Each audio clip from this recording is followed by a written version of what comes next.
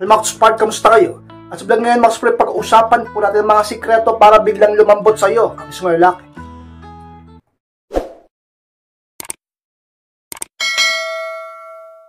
At kung handa na kayong lahat, masarap po tayo. At muli, be inspired!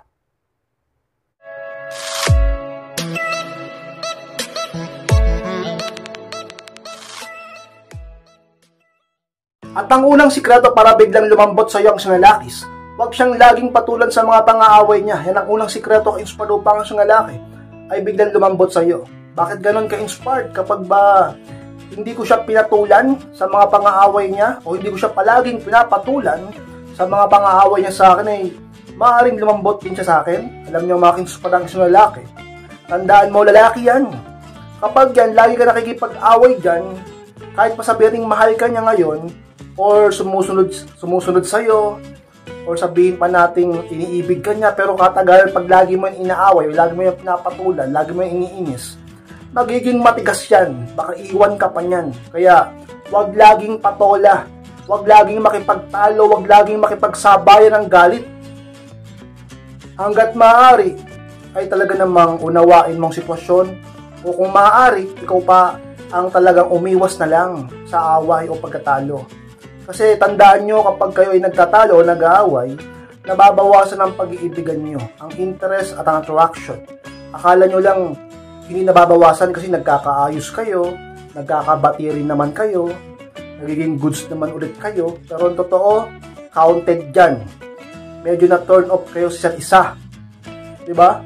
Ganyan yan, hindi na tulad ng dati. Parang papel na nayukot ng konti. Nabawasan ang talaga namang interest at pagmamahal. Nandyan pa rin ang pagmamahal, pero di na tulad ng dati. Yan ang totoo. Kasi nga, nakita nyo na ang ugali ng isa't isa. Ka-inspired, huwag kang pumatol palagi sa partner mo, upang siya ay talaga namang hindi laging magmatigas sa'yo. At dumating ang mga pagkakataon na maisip niya pa nga ang mga mali niya. At dumating ang mga pagkakataon na siya pa ang magpakumbaba sa'yo. Paano yung magpapakumbaba sa'yo kung ikaw ay palaging pumapatol sa kanya? Hindi mo siya binibigyan ng pagkakataong maisip din ang mali niya dahil palagi ka lang nakikipag-away. Kaya sa mga sikreto upang ang lalaki ay biglang lumambot sa iyo, ay huwag kang palaging makipagtalo o palagi mo siyang palaging patulan sa mga pang-aaway niya. Ka-inspire. At ang pangalawang sikreto, Max Spark, para biglang lumambot sa iyo ang isang lalaki, huwag kang palaging umasa sa kanya. Yung pangalawang sikreto, ka-inspire. Talaga naman, laging laging matigas siya, laging may pride dyan, kasi alam niya, naka-ano ka sa kanya, naka-depende ka sa kanya. Masyado kang palaasa. Alam niya, sa subconscious mind niya, lalo sa conscious mind niya, na ikaw ay palaasa sa kanya. Ikaw ay umaasa lang sa kanya. Na parang napakahina mo pagdating sa kanya. Napakahina mo. Yun ang tingin niya sa'yo, kasi umaasa ka lang eh. Gusto mo ba yung ganon? Ka-inspired. Dapat huwag ka maging palasa sa kanya upang lalaki hindi masyadong magmalaki sa'yo. Hindi siya, kapag nagtatalo kayo, hindi masyadong maging ma-pride. Kailangan ipakita mo na may kaya ka rin gawin at may kaya ka rin patunayan. Kaya ayoko na maging tamad kayo. Dapat nagsusumikap din kayo sa buhay upang may pagmalaki din kayo. At upang natutulungan nyo din ang inyong partner. Upang wala siyang masabi sa'yo. At dumating ang mga pagkakataon na maisip niya yan, ma-appreciate niya yan, at lumambot sa'yo, lalo na ang puso niya. Dahil alam niya na may pakinabang ka at nakakatulong ka sa kanya. Ka-inspire. At ang pangatlong sikreto, Max Spark, para biglang lumambot sa'yo ang isang lalaki, ipakita na kaya mo maging productive kahit wala siya. Ang pangatlo, ka-inspire. Alam nyo, isa yun sa mga dahilan kung bakit, para bang antigas-tigas sa'yo na lalaki at napaka-ma-pride niya at minamalit ka pa. Kasi sa isip niya, hindi mo naman kayang mabuhay nang wala ako eh. Diba? Hindi mo kayang gawin to pag wala ako. Hindi mo kayang maging productive, maging progressive sa buhay kung wala ako. Feeling niya, ikaw, ang buhay mo ay umiikot lang sa kanya. Diba? Ganyan yan eh. Kasi yun yung pinapakita mo palagi. Yun laging na pinapatunayan mo sa kanya. Kaya kayo, magpakatapang din. Lalo na kapag inaabuso ka na, inaapi ka na. At talaga mapalaya ka na sinasaktan. Huwag kang matakot lumayo. Huwag kang matakot makipaghiwalay kung sobra na't lagi kang sinasaktan. Palagi ka niloloko. Palagi kang pinagtataksilan. Palagi nag-cheat. Palagi ng babae. Palagi ka lang pinagmumukhang tanga. Diba? Pakita mo na kaya mo mabuhay kahit wala siya. Pakita mo kaya mong maging productive araw-araw kahit wala na kayo. Sigurado ko lalambot din niya sa'yo. Patunayan mo lang sa kanya na kaya mong maging malakas at matagumpay kahit walang lalaki sa buhay mo. Yung iba sa inyo kasi kaya minamaliit eh. Kaya hindi nakikita yung halaga mo. Kasi ikaw mismo, di mo nakikita ang halaga mo sa sarili mo. Dahil ikaw ay nakadepende lang palagi sa pag-ibig niya, sa lalaking yun, na wala nang ginawa kundi talaga bang maliitin ka at saktan ka. Ka-inspire. Sa mga sikreto upang lalaki ay biglang lumambot sa'yo. Dapat mong patunayan na may kaya kang gawin kahit wala siya. Kaya mong maging productive at progressive sa buhay mo kahit walang pag-ibig dyan. Kahit walang lalaki sa tabi mo. Kaya mong mabuhay kahit wala siya. Patunayan mo sa kanya at ang lalaki ay talaga namang magsisisi at makikita ang halaga mo, ka-inspire.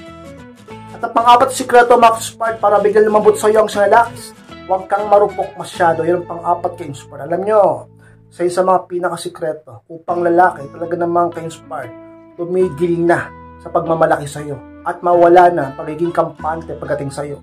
Masyado siyang kampante kasi alam niyang napakarupok mo. Martir ka pa at alam niyang may pagkatanga-tanga ka pagdating sa pag-ibig at sa kanya. Kaya dapat burahin mo yun sa isip niya. Sa pamamagitan ng baguhin mo ang pag-uugali mo. Baguhin mo ang diskarte mo. Huwag laging ganyan ang ipakita mo. Pakita mo na kaya mo din na talaga namang mag-isa. Pakita mo kaya mong lumayo at huwag magparamdam ng matagal. Ganyan yan. Huwag kang maging marupok. Yung iba sa inyo, masyado lang. Palagi nang sinasaktan pero konting bola lang, konting lambing, konting suyo, konting himas, konting halik, konting yakap, konting pangako, talaga namang bibigyan na naman. Tapos ano? Yun na naman, mauulit na naman, sasaktan ka na naman ulit. Kaya huwag kang marupok. Hanggang sa dumating ang panahon na makita niya ang tuluyan ng halaga mo. Kapag ikaw ay hindi ka na nagpaparamdam sa kanya, hindi mo na siya hinahabol. Hayaan mo siyang mag-isip-isip, mapag-isa muna. Habang ikaw ay talaga namang nagpo-focus ka naman sa buhay mo kahit wala siya. Kaya mo yan. Huwag ka kasing masyadong marupok. Huwag kang laging negative mag-isip. Dapat yung isip mo positibo. Dapat mong kayanin sapagkat merong Diyos at merong kang pamilya. Merong kang kaibigan. At talaga namang binigyan tayo ng kakayahan ng Panginoon na maging malakas kung gugustuhin natin. Piliin mong maging malakas at piliin mong maging matapang. Upang ang lalaki ay hindi ka kailanman tingnan na mababang klase at di kanya tingnan bilang marupok na babae. Tingnan kanya bilang isang babaeng may halaga na dapat niyang mahalin at ingatan, ka-inspire. At malamang sikreto, ka-inspire, para biglang lumambot sa iyo ang isang lalaki. I-improve mo yung mga minamalit niya sa iyo. Ng panlima at pinakahuli, ka-inspire, talaga naman isa sa pinakatotoo at sikreto. Dapat mong i-improve yung mga bagay na minamalit niya pagdating sa iyo. Ano ba halimbawa? Halimbawa yung itsura mo, yung pagmumukha mo, yung katawan mo. Minamalit niya sa iyo sapagkat di ka kagandahan. Tapos hindi rin kagandahan ang katawan mo. Minamalit ka niya at kinukumpara ka pa niya sa iba. Dapat mong i-improve yan. Magpaganda ka, magpa-sexy ka. Upang kapag nag-improve ka, ay wala siyang masabi at mapahiya siya sa kanyang sarili. At talaga namang bumalik ang interest niya sa iyo. Ano pa ba yung mga minamalit niya sa iyo? Minamalit ka niya sapagkat wala kang trabaho, wala kang pera. Umaasa ka lang kung kanino, umaasa ka lang sa kanya. Dapat mong i-improve yan, magsumikap ka, magtrabaho ka, kumita ka ng pera, mag-ipon ka, para hindi ka niya malitin sa bagay na yan. Ano pa? Minamalit ka niya dahil sabihin natin hindi ka magaling mag-Ingles, o sabihin natin hindi ka magaling magluto, o hindi ka marunong magluto. Minamalit ka niya dahil hindi ka marunong sa gawaing bahay. Minamalit ka niya dahil mahina ang utak mo. Minamalit ka niya dahil masyado kang marupok.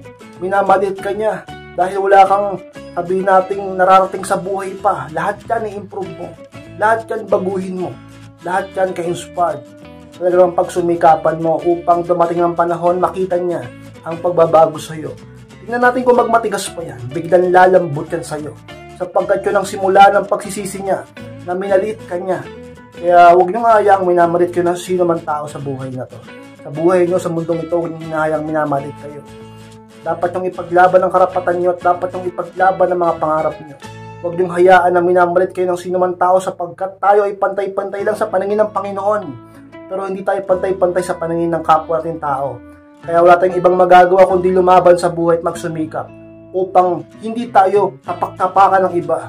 Pag sumikap kayo, huwag kayong maging tamad upang ikaw ay hindi apihin at respetuhin ka ng tao sa paligid mo. At sa pag-ibig ay makatulong yan. At tataas ang tingin sa'yo ng lalaking mahal mo. At merong iibig sa'yo. At ang lalaking minamalit ka ngayon, sigurado ka inspired. Biglang lalambot sa'yo. At muling talaga namang magbabalik ang attraction ng interest na nawala sa'yo ka-inspired. So mga lang po, salamat po mga sa pagtapos ng vlog nito. Please kung kalimutan na mag-like, comment, share na rin po upang makatulong din tayo sa iba at sa mga di po ng subscribe. Subscribe po mga subscribe, click na rin po notification bell upang mag-update kayo pag may bago akong upload. So mga gusto magpo-coaching na magpa-advise, pakimalas po sa Facebook, ay may profile picture ko at pakichat ako.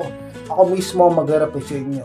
Maraming salamat mga subscribe, mag-ingat kayong lahat. Mahal ko po kayo at muli, be inspired!